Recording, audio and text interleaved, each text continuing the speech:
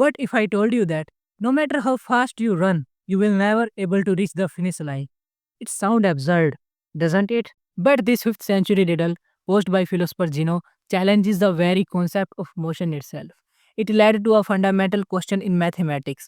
Can infinite steps ever add up to something finite? And the answer, it transformed the way we understand infinity. His goal to defend the idea that reality is unchanging and motion is an illusion, and also his most famous paradox, the dichotomy paradox.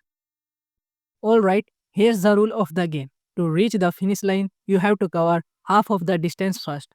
Sound easy, right? But wait, before you can even get halfway, you have to cover half of that, and before that, half of that, and before that, half of that, and it just keeps going.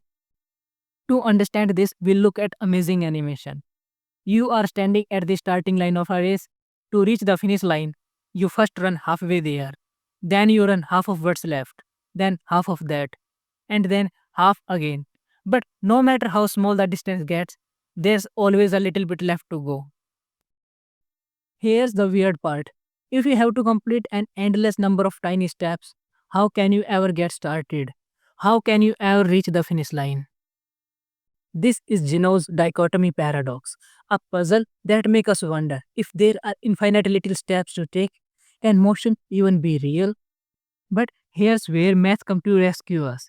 At every step, you cover a fraction of the remaining distance.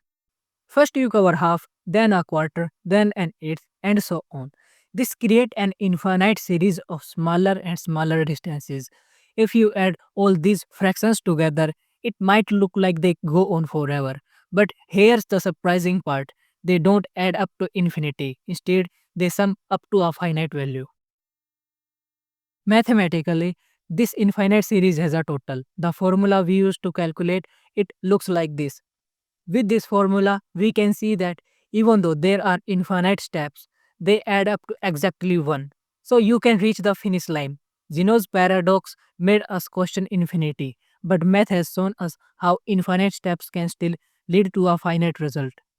To make this easier to digest, let's use pizza as an example.